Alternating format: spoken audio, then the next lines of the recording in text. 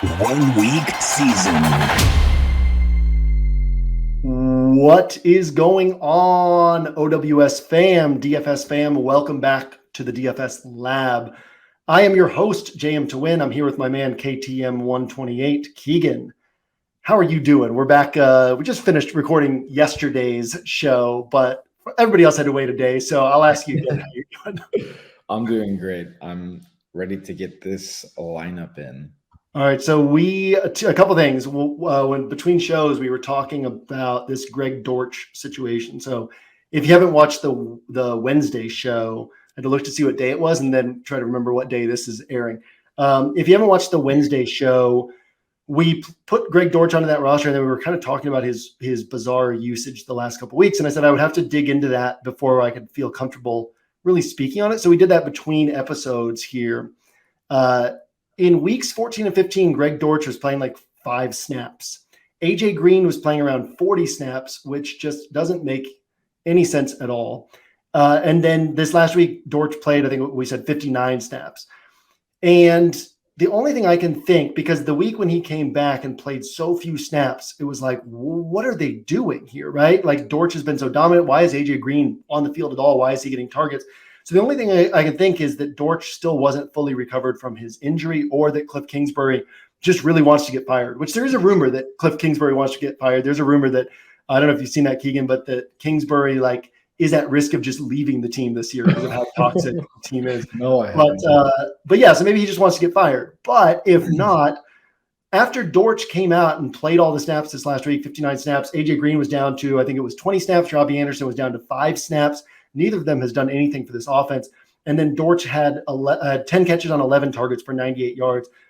So I feel pretty confident, saying that Dortch gets his normal role. Obviously, we'll have to wait and see ownership. I think Dortch will probably be massively highly owned this week as well. So then that creates some leverage to say, well, what if Dortch is on the sidelines again and gets 0 points and he's super highly owned? But even that at 3K isn't really killing people. But I think there's a case to be made for Dortch just being a 100% of lineups piece this week. And one of the things that we talked about was doing sort of a mid-range roster for this one. So what will be really interesting to see is because people are going to pay down for Dortch, and then use those savings to be like, oh, well, now I can fit in Christian McCaffrey. I can fit in whoever else, right? So it'll be interesting to see what a roster looks like where we don't go, let's try to not go above 7,500. So that means no Amon-Ra St. Brown, no Devontae Adams, no Tyreek Hill, no Justin Jefferson, no Christian McCaffrey, no Eckler, no Saquon. No Justin Fields. No Justin Fields. So if we end up going, which I'd be fine breaking that at quarterback, right? We could go Mahomes and Kelce, or we could go Justin Fields. Justin Fields could really smash this week. My concern with Justin Fields continues to be no Darnell Mooney, no Chase Claypool. He's throwing to legitimately guys who were cut by every other team, right? Like N'Keal Harry and Equinemius St. Brown, and then Velus Jones was their mistake draft pick, who's really just a return man. So yeah, I mean, I have some concerns about Fields' ability to get to those 35 to 40 points, but realistically, he could rush for 120 yards and do it on his, or 2 touchdowns, do it on his own. But yeah, we can break that rule at quarterback and tight end, but let's say nobody over 7,500 at running back and wide receiver, and then also put in Dortch and then see what this roster looks like. So Keegan, I'm going to throw it over to you, and then I'm going to let you kind of hop in the driver's seat and direct this in terms of where you might start looking and where you've been looking this week in terms of games and quarterbacks. We don't have to start at quarterback, but just kind of how you've been seeing this slate. So we'll start with Dortch and then kind of see what we build from there. Cool. So if we're going to have those 2 exceptions at tight end and quarterback, maybe we can get a good idea of what our salary is going to be before then. So I was thinking that we could start maybe at running back and then switch over to wide receiver and then at defense, and then we'll go and figure out what our salary is from there. What do you think about that? Yeah, I like that. And I like that too, because a lot of times everybody starts their rosters in the same spot, right? So one of the things that I sometimes encourage people to do is start your roster at defense or start your roster at running back, because then you just have a different approach. And then instead of squeezing in this last piece at wide receiver or something, you can actually squeeze in your last pieces at quarterback and tight end. And it maybe you're not prioritizing George Kittle, but because the salary is just there, you're like, oh, dope, I can fit in George Kittle, who I think the stat that Mike had last week was the last 7 games that Debo was hurt or limited, Kittle was averaging 21.4 DraftKings points per game in those. And then once again, last week, he put up, I think it was 25 points without Debo. So that's now 8 games. He's averaging like basically over 22 points across these 8 games.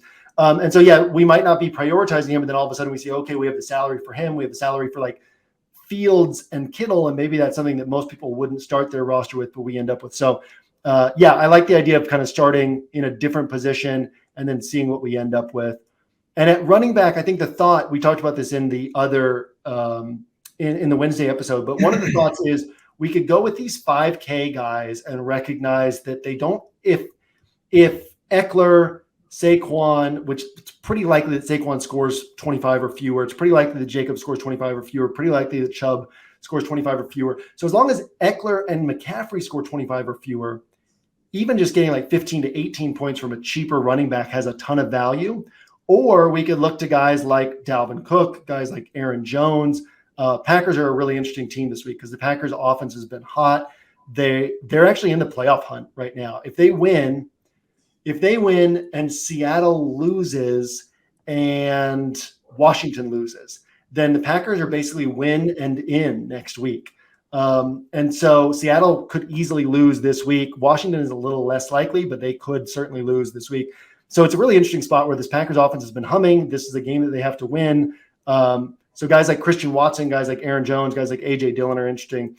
And then like Miles Sanders can always score 30 plus as well. So yeah, we could either target like the 30 plus point scores, or we could get really cheap and just say, hey, these guys can get us some points, and that has a lot of value. Yeah, and I mean, I like how you say you wanted to like this mid-range pricing, because it sometimes when you do the quarterback first, then you stack them with somebody, I feel like you kind of overlook those mid-range kind of guys where they could score 30 points, but they're just still priced at that mid-range. And we've talked about this before, where like a lot of these like higher priced guys aren't priced for their ceiling, they're more priced for their floor, in a sense, Yeah, like Eckler's never going to kill you, or almost never going to kill you, right? But like 23.9, 15, 24.4, 14, 25, 18, 13, 25. Like if you're spending $8,500 in salary and you're getting 15 to 25 points, you're not winning a tournament, right? But yeah, it's so attractive because it's like, oh, this guy is never crushing my roster, right? He's always getting points. Whereas the Dalvin Cook type play could actually crush your roster, but he could, still win you a tournament at 7K in salary. And then, yeah, when you talk about those mid-priced, mid-range guys, right, that you can kind of overlook. I built a roster last night that had, at wide receiver, it had Jerry Jeudy at 6,400. It had Christian Watson at 5,900, and it had Juju Smith-Schuster at 5,600. Like all of those guys can score 22 to 30 points. And most people won't have all of them on a roster together because like there's these attractive names up top. So I do think, I really liked the roster that we built on the Wednesday show where we managed to fit in 3 of these high priced guys. But I think another unique way to go this week is like, who are these mid-range guys who could get me 30? And that could just like, if these high priced guys all score 25 or fewer, which is possible this week, then these mid-range guys who score 25 to 30, like your roster would just crush those other rosters. So, yeah. So what do we want to do at running back? What are you seeing here? So after all that, there's 2 people that I really like. I think they're probably going to be pretty popular this week, but I mean, we can go different in a lot of other places. I was thinking of Etienne at Houston. What do you think about that? From a player standpoint, same slight concern as we have with Christian McCaffrey. So basically, no matter what happens in the Jags game this week, they are playing the Titans in week 18, and the winner of that wins the division and goes to the playoffs, and the loser misses the playoffs. So there's like I think it's a 6% chance that the Jags could still finish with the wild card, but that's like a pretty negligible percentage, right? So realistically, the Jags, their week 17 game means nothing. Doug Peterson has said that everybody will play. One of the things that Mike was bringing up in our group text this week, and again, Mike was the one who was on point with the Christian McCaffrey thing last week, was that wide receivers, quarterbacks, like they're not going to take a ton of extra hits from playing the full game, but you could see an opportunity where it's like, well, why do we need to give Etienne 30 touches if we need to save him for week 18, right? So maybe they give him like 18 touches, 20 touches. That would be my only concern there, but let's go ahead and assume for this roster that he gets his normal allotment of touches because the ceiling's there, right? Like he's a guy who we could say role wise should be priced at like 7,200. And then he's playing the Houston defense, which has been obviously better of late, but it's still an attackable run defense. He has this multifaceted role where he catches passes, gets carries. Recent touch counts, 25, 21, 17, 16. 16 was coming off injury. Heading into before the injury, 30, 27. So yeah, I mean, huge role for Etienne. And if he has the full role this week, then he's kind of a smash play at 6,400. So yeah, I'm comfortable going there. And again, like a lot of this too is thought exercises and not just about the players, but how we put these rosters together. You mentioned these guys being popular, right? If they're popular though, how many people are going to have this like sort of mid-range roster construction? So I kind of like the fact that we can be on whoever we want to be on this roster construction. Because we're going to have a few guys, like you said, these mid-range guys kind of tend to go overlooked. Most people will be on like more of a pay up / pay down roster. So there's going to be some guys that run in this range who are just naturally low owned just because people aren't on them, right? Because of the roster construction. So we really literally don't have to worry about ownership on this roster more than likely. I mean, depending on what we end up on. But yeah, throw in Etienne, and then who's the other guy you were looking at that you were thinking might be popular? McKinnon. All right. I like it. I like it a lot. I mean, he's had 2 great games right here against Denver and then Houston, like we were talking about with that run D. That's awful. But I mean, like you said, they have been doing better lately. But McKinnon, I guess he got more targets. He's a more target-based running back than Pacheco. Yeah, exactly. And he's playing 60% of the snaps lately. I think one of the things to like from a standpoint of how these teams run their offenses is I'm looking real quickly to see how many running back targets the Broncos allow. So they're in the top third of the league in running back targets, which makes sense because they're so good against wide receivers. And Kansas City, like no matter who they're playing and no matter the setup of the game, they're going to be pass heavy. And so it's almost like they say, look, like we have Mahomes, why would we try to win in a different way? Or even we have Mahomes and Andy Reid, why would we try to win in a different way? And so because of McKinnon's pass catching role, I haven't looked at last week's numbers yet, but the previous 2 weeks, these weeks where he had the big games, 15 and 14, he played 60% of the snaps, which in today's NFL, most lead backs play like 65 to 70%. So that's almost lead back territory. So even though he's the quote pass catching back, that's because like they pass the ball a lot, right? So he's the lead back. And so last week, only 3 targets. I think that could pull people off of him a little bit, which would be great.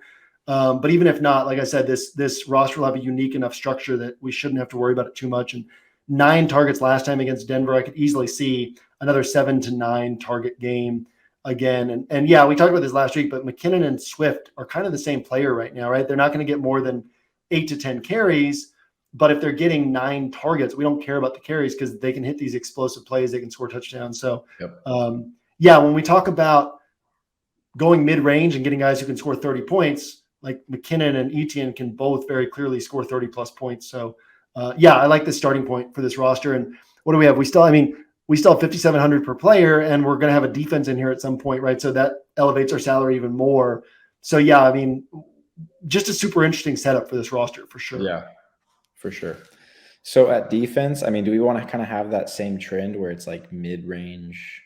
Well, one of the things I was thinking was we do have flexibility on this roster to pay up if we want. Right. And it's one of the ways that we can ensure differentiation in that most people won't pay up, right? And so like the Eagles have 61 sacks. I can't remember the last time a team had more. few years ago, the Steelers led the NFL with like 55 sacks. We've still got 2 weeks left. Obviously, it's a longer season now. We still have 1 week left before the old length of the season. Eagles have 61 sacks. They forced 26 turnovers. Look through those game logs. Like all these, their bad games are like 7 defense special teams points. A lot of double-digit games. But then at the same time, we were on the Patriots last week on this show, playing a great offense in the Bengals. But it's like, yeah, the Patriots are still going to get sacks and turnovers. They put up 14 points at 2,700. Now, Tua's going to be out this week. They're playing Teddy Bridgewater at home. They're only 2,600 because they were priced for Tua being in there. So I don't think we have to go up to the Eagles. I think that it's interesting to note that we have that flexibility, but we could throw in like whoever our favorite cheap or mid-range defense is, and then recognize we have that salary to go up, or we could just go up and then say, cool, like let's work with things from here. The 49ers are only 2,900. Yeah, there's definitely a lot of places that we can go in sort of the mid-range of defense and grab a lot of ceiling. So I'll let you make that call on how you want to handle that. Yeah, I love going up. I mean, so what I had meant like with the mid-range pricing is actually going all the way up. Okay, like mid-range, like it's a normal player. Yeah. So that being said, the two that I really love this week, like you said, the Eagles. I mean, you can't go wrong with the Eagles. The lowest points they had was against the Cardinals, which is a 4-point like anomaly. Yeah, all the way back in week 5, and then 5 points in week 1. Yeah. I mean, that's crazy. Yeah, so you can't go wrong with the Eagles. And then I love the Cowboys defense this year. They've done a lot for me. Like these 20-point games, like that's tournament winning right there. So yeah. And we've talked about I'm not seeing the Cowboys on my you're on the 16 game slate. Yeah. So you're on the full like Thursday to Monday slate. Oh my God, am I actually? Yeah, instead of the Sunday only, but that's okay. We'll just because we can keep building this for the Sunday for the main slate. But the Cowboys are playing that Thursday night game against Tennessee. But yes, the Cowboys against Malik Willis, and also that's one of the things to think about too. If you play the Thursday to Monday, I know a lot of sharp people who like. They haven't found an edge on the main slate, but they make a lot of money on the Thursday to Monday because people play those incorrectly, right? Like people play the Thursday to Monday and then they want action on the Thursday night game. So they play Derrick Henry against the Cowboys defense, right? In a game where Tennessee has nothing to play for because they have everything to play for in week 18.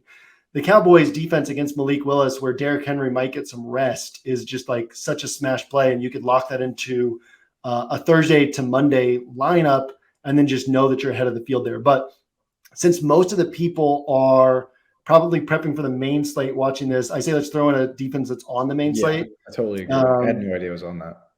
And then, that's the hopping on the computer on the phone. Exactly, yeah. So in that case, let's do the Eagles then. Let's do it. All right, so we got the Eagles defense.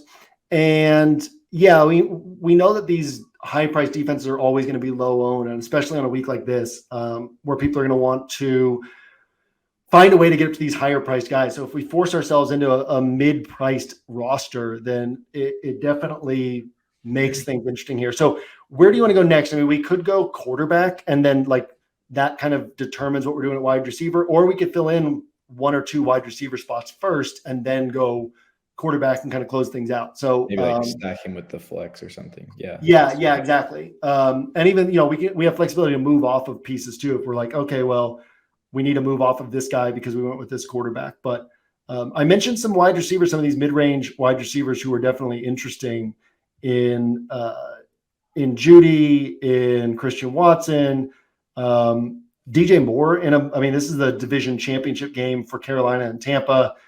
Juju Smith-Schuster, Marquise Brown, Garrett Wilson, a lot of different guys we can go to down here. Is anybody catching your eye in this like 5K to 6K range? Yeah, I like Juju. I mean, I feel like everybody's kind of been off of him ever since his concussion protocol. So yeah, and we looked at this last week that the week 10 game he got hurt. Here, pull up these game logs. Yeah, week 10 he got hurt. Week 11 he didn't play. Weeks 12 and 13 he played limited snaps. So when people look through his game logs, they see inconsistency, But what we should see is the games he played, which is weeks 6, 7, 9, 14, 15, 16. And in those games, which is, what is that? 6 games, 5 of them have been 17.8 or more points. And then there was just this one game last week against Seattle.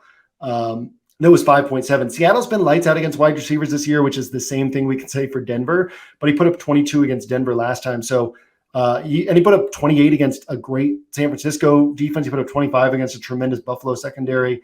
So, yeah, I mean, he's a guy that, and then you've got on the app, you have like the red first next to his name, as in he's like playing the worst wide receiver matchup, right? So that drives people off because most people are building on the app and they see that red first and they're like, let me stay away from this matchup. So, like, I think that with this, interesting because we've got McKinnon and Juju. So that almost compels us to go with Mahomes here. Yeah. But I don't mind that. Like, it's like working backwards, right? Like, we're not starting with Mahomes, but all of a sudden we're on this McKinnon and Juju roster. And then we could say, well, if both of these guys are hitting, it means Mahomes is hitting. And then we can also go, what's interesting here, let's talk about salary structure strategy. If we go Mahomes, Juju, McKinnon, what we're basically saying is that Kelce doesn't have a big game. Yeah. Kelce also put up 11 points, I think it was last time against Denver, right? They isolated him. They shut him down.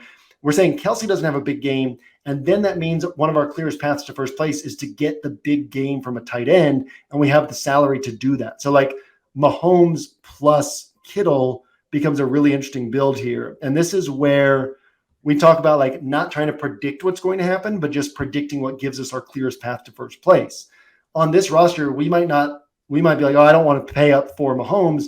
But the way that we've started this roster, it compels us to play Mahomes on this roster. It compels us to put Kittle or a different tight end that we think can score 25 plus points on this roster. And then we end up with like just such a different roster than other people have. So any thoughts on that? Are you willing to pull the trigger on that? Because if not, we really have to change the whole, like what we're doing at wide receiver or running back.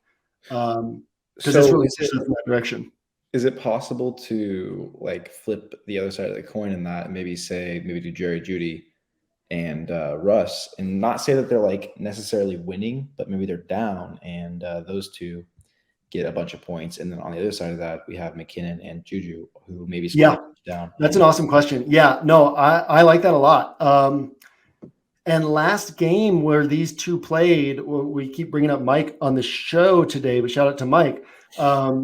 In Mike's NFL Edge write-up for that game a couple weeks ago, he said, like, this is the spot to play Russ and Judy. And it was like there's these things that line up that, hey, Russ could finally have a big game. And sure enough, he put up, I think it was 26 DraftKings points in that game. They just fired Nathaniel Hackett. They're trying to kind of finish off the season strong. Hopefully they'll do like less just run-based stuff. But the thing with the Broncos is their offense hasn't gotten into a rhythm all year because Nathaniel Hackett has had this like play for the fourth quarter mentality where it's like, let's run the ball, let's keep things close, let's lean on our defense. The Chiefs are basically the one team that can just score a bunch of points at will against any defense, including the Broncos. So then it forces the Broncos to be more aggressive on offense. And all of a sudden, like once they're more aggressive on offense, they can get in a rhythm and have a big game. So yeah, I love that question. I love the way that we kind of pivoted here because if Mahomes is putting up a big game at 8,500, Russ can probably be putting up a similar type score, or at least close to that type of score for 3,100 less. And then we kind of complete this bet and have a massively unique roster here. Like I said, we still want a tight end that we think can like put the slate out of reach. So that can be Kittle or somebody else. But no matter what, like the fact that we have 2 Kansas City players and no Kelce means that like one of our biggest edges is to then say, okay, we're crushing the Kelce rosters on this build. We're betting on a scenario on this roster where Kelce massively disappoints, probably 15 to 20% owned. So how do we then like capitalize on that fully? It's by just scoring a bunch of points at tight end. And so, yeah, who's the tight end that you're seeing who you want to throw on here with that? All the way. I'm totally for it. Boom. All righty. And then we've got 7,300 in salary. So we can still get to stick to the nobody over 7,500. Hey, we threw T. Higgins onto one of our rosters last week. Did you see what he did last week against? Yeah, I did. Yeah. Unfortunately, it was like our Aguilar T. Higgins roster. Yeah. But just a reminder that these guys can like pop off for huge games. Pretty interesting. Oh, I guess T. Higgins is not on this main slate. So we've got on the main slate, we've got Devontae Smith, who had a big game with Minshew last week. I honestly don't mind that. We have Keenan Allen, who I never play because he doesn't have ceiling. People play him for the floor, but the floor is like 20 points, right? I'm always against playing Keenan Allen, but on this particular roster, it's almost one of those things where you could just say, hey, let me just get the points that everybody else is getting because I'm doing so much unique and different. So I wouldn't mind Keenan Allen here. I wouldn't mind Devontae Smith. I wouldn't mind reworking salary a little bit, but we kind of have a hard out right about now on this show. So we don't want to do that. But just real quickly, if you were building this roster at home, like I wouldn't mind saying, okay, if I don't love any of these 7K wideouts, let me go down to like the Christian Watson or somebody else that I like and have some extra salary at running back. But yeah, if we're choosing between, and I guess that I wasn't even looking flex. What is Dalvin Cook's salary? He is just 7K. So yeah, I mean, Dalvin Cook, Aaron Jones. I actually really like either of those plays. Even James Conner, who 25 points last week, 18 the week before, 23 the week before, 25 the week before, 23 2 weeks before that. So similar to Keenan Allen, except with a slightly higher ceiling. Aaron Jones should be able to smash against Minnesota. It's the type of game where Jones could randomly put up one of his like 35 pointers. So yeah, I think I'm actually more on the running backs than the wideouts here. Yeah. James Conner, Dalvin Cook, Aaron Jones. Anybody you're seeing in there who you like? Yeah, I'm either thinking Aaron Jones here or Dalvin Cook. What are your thoughts? Well, obviously, and so as we talked about, we would then just build this with both guys, right? But Dalvin in the same situation we talked about on yesterday's show with Christian McCaffrey, where Minnesota can't finish as the 1 seed, right? So they could say, well, let's save Madison a little bit for the playoffs. Whereas this is a must-win game for Green Bay. So Aaron Jones is the guy who like they're likely to lean on. Both guys have a tremendous matchup. So I think both guys are strong plays. I like Aaron Jones a little bit more. Will probably be a little bit lower owned and a little less risk of like them resting him. But both guys are super sharp plays here. Cool. Yeah, let's do Aaron Jones. This is a really cool roster.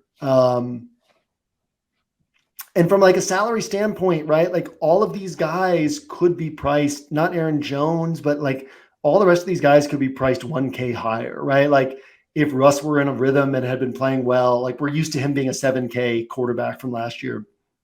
Etienne's been as high as like 72 or 7,300 throughout the season. McKinnon in this role really should be like 65 to 6,800. We already talked about Dortch should be like 5,500. Juju should be like low 6Ks. Judy's probably appropriately priced. Kittle should be like 6,500 with Debo out. And so, yeah, like we're getting a lot of good value here. All guys who can score 30 points. Russ to Judy can go for 50 to 60 combined. Etienne can score 30. McKinnon and Juju can combine for 50. Dortch can score 20 plus. Kittle can score 25 to 30. Aaron Jones can score 30 plus. Eagles defense can score 20 plus. So, yeah, this is a real like. It's interesting to mix and match approaches this week. We're like typically most weeks, the clearest path to first place is to kind of fit in some of these higher priced guys. And this is a week where that might not be the clearest path. And so I like this idea of like, here's some of the rosters where we fit in the high price guys. Here's some of the ones where we go differently. Most people won't build this mid-range type roster this week. So yeah, I really like this one. Any final thoughts on this before we get out of here? No, I mean, I agree with everything you said. All right, cool. Today's Thursday as you're watching this. So we will be back on Friday wearing different outfits and I will be freshly showered. We'll be back on Friday and Saturday. We will also be on OWS throughout the week, of course. If you are new to the show, new to OWS, sign up for OWS free. A lot of cool things that you have access to. We're also going to give all of our paid content away to OWS free for wildcard weekend. So might as well get into OWS free and have access to everything that you have access to weeks 17 and 18, access to all of our paid content wildcard weekend. With that, we will see you on Friday in the DFS Lab. We will see you on OWS throughout the weekend, and we will see you at the top of the leaderboards this weekend.